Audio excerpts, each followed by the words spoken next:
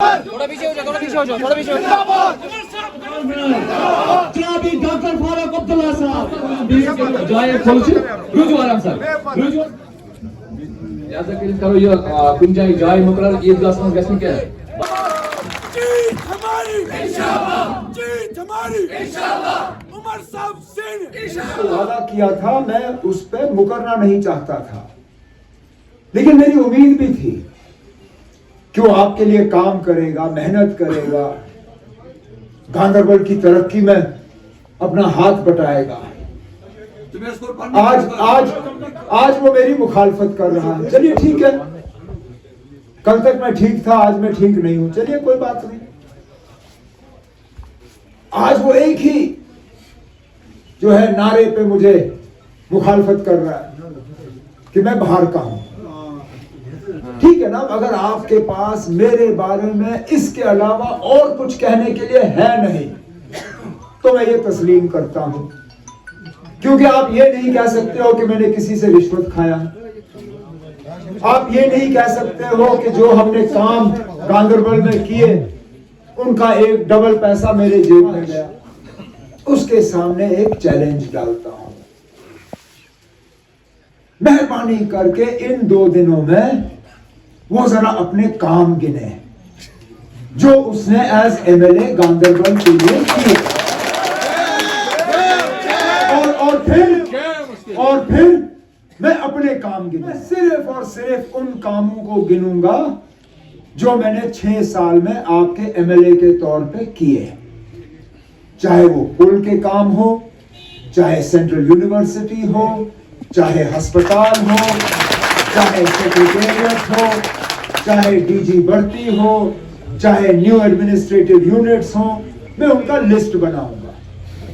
अगर मेरे खिलाफ ये जो आउटसाइड इनसाइड वाली बात करने वाले लोग हैं, अगर उनके काम का लिस्ट मेरे काम से ज्यादा हुए, 9 तारीख तक हमारे पास है अपने कागज वापस लेने के लिए, अगर उनके काम मेरे कामों से ज्यादा हुए, मैं 9 तारीख से पहले अपने कागज जो है यहां से विड्रॉ करूंगा। लेकिन अगर उसका लिस्ट मेरे लिस्ट से छोटा पड़ा तो उनको अपने कागज विड्रॉ करके घर में बैठना चाहिए।